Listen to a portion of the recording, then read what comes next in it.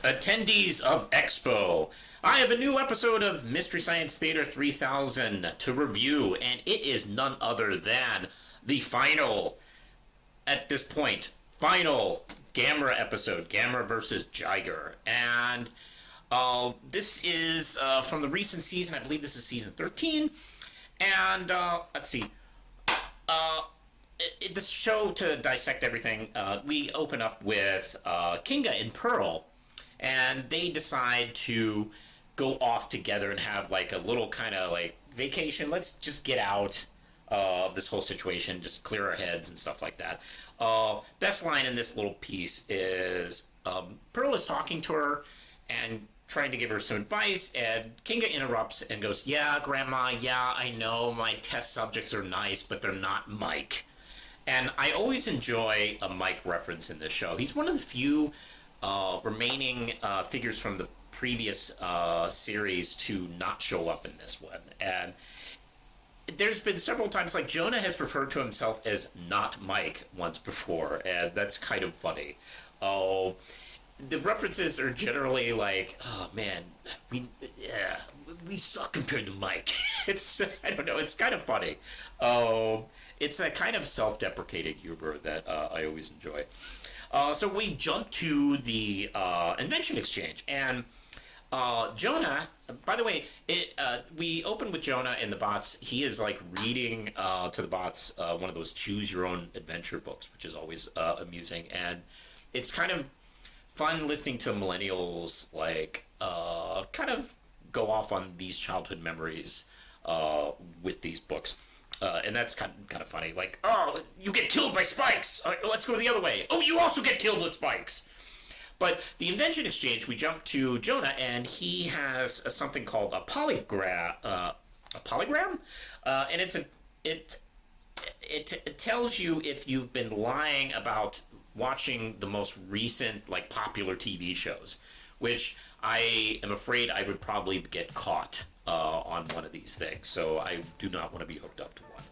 Also, Pearl, Kinga has the Plasminator, which turns plasma into food, and Max gets his face stuck in it for a minute, and it ends with this line from Kinga: "Look, you still have a nose, so quit whining."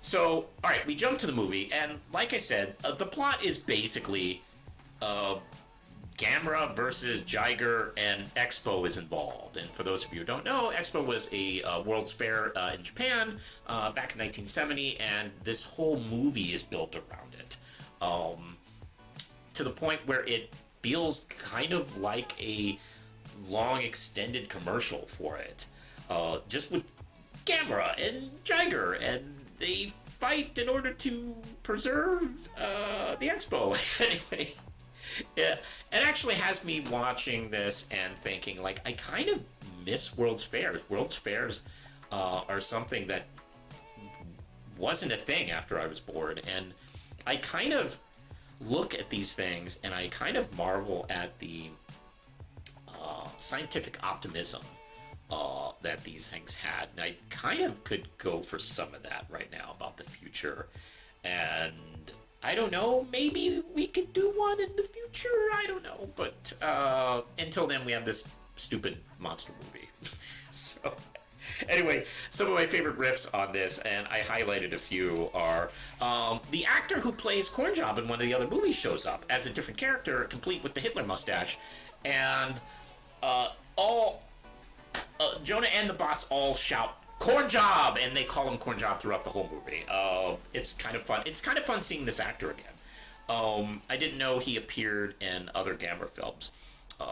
Anyway, some of my other favorite riffs are, let's see, Jonah, when he describes Expo, is like a combination theme park, airport, and oil refinery, as we see several extended shots of it.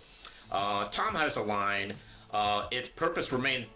there's a character in the film that says its purpose remains a mystery, causing Tom to reply, "Like the Cats movie." There's a group...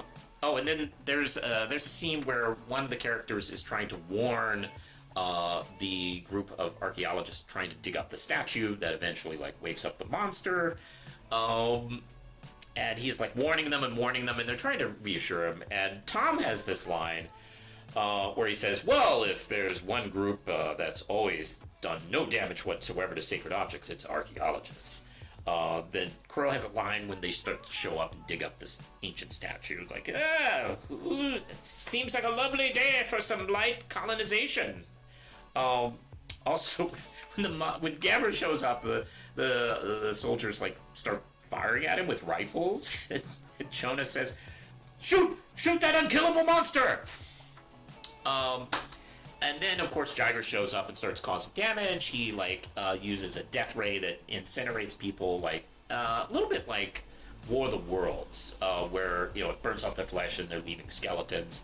And this prompts Jonah to say, what? There were skeletons all along? And then Crow has this line about, let's see, how do I know if I'm a Triceratops or a Tricerabottom? Which is definitely something you should always ask yourself. Anyway, we get to some host segments, and some of my favorites are, let's see, in this one, there's some pretty good ones. This one features a promo for Expo that the Jonah and the Bots create. Then second one has they do so many riffs on this little girl in the movie. Let's see, Susan, and Susan has this sort of British accent in the movie where it kind of goes in and out and goes all over the place, and it's I guess it's supposed to be a British accent, but anyway, they have Jonah teaches a class on doing accents the Susan way. It's just so funny how they just ruin and wreck British accents in this one. And then, of course, we have another return of Dr. St. Vibes, who has test results for everybody, and for some reason the robots have bones, which is creepier than you would imagine. She also gets eaten by one of her monsters at the end, which is pretty fun. It's a really nice effect, too. So anyway, the closer on this one features Jiger's Irish Wake, and it turns into like an Irish song, and oh boy, there's several really good bangers during the Jonah run as far as music is concerned, and the Irish Wake for Jiger is definitely one of my favorite Mst3k songs. It's really good. It stands on its own, which is one of the things I like sometimes about some of the music they've done over the years. Then, let's see, I should finish up a couple more, riffs. All the riffs about, like I said, Susan, and all the variants on Gamera's fight song. There's a defeat song where Gamera's taken out in mid-film, and he's walking back to the water, and it's a slow walk back to the water, and Jonah and the Bots do this, just take turns on this song that just gets sadder and sadder. It's so funny. And then, of course, there's a disgusting... They do one of those scenes where they explain how the monster works, and they use actual footage of larvae kind of infesting an animal's leg, and it's real footage, and it's absolutely disgusting. And the Bots try to get out of there, and Jonah pulls them back. It's like, whoa, if I gotta watch this, you gotta watch this. And after it's done, there's a beat, and then Crow goes, okay, that's lunch. Absolutely nauseating. It's probably the most disgusting thing I've ever seen in one of their films. Easy. Okay. And then at the end where Jiger gets killed, there's a couple of really good lines. Tom has this line, personally, I find long-suffering deaths fun in a kid's movie. And as Gamera flies off, Jonah screams, I will kill again! So yeah, this is a pretty fun movie, and I gotta say, I'm surprised with Joel being back in the show for this season. They didn't have him do the Gamera movie, and to be honest, I know that might disappoint some people, but I kind of like seeing Jonah take a crack at this. It'd be fun to see. Let's see.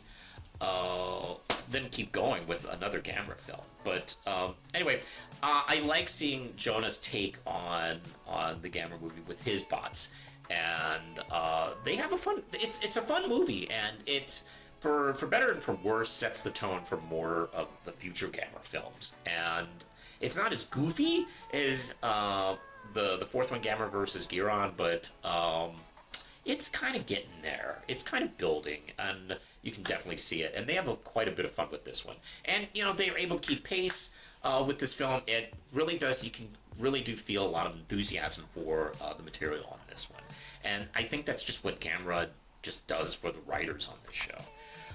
Anyway, let's see. At the end, yeah, that's what I say. Like I think it's just a really well-paced episode. And the stinger is, let's see, did I write what the stinger was on this one? Let's see. Oh, I don't think I did. Hold on, let me see. Yeah, the stinger, the stinger, of course, is pretty decent. It's Suits' weird accent. Just the inflections are all over the place. It's so funny. And you can't blame the kid, because the kid is not dubbing herself. So whoever that voice actor is. Anyway, I would definitely give this episode 5 out of 5 ram chips. I think it really is a fun one that really does remind you of, like, what was it? What was it, Gamera? Like season 3 or 4? Really, I don't know. That peak era definitely does give me that vibe.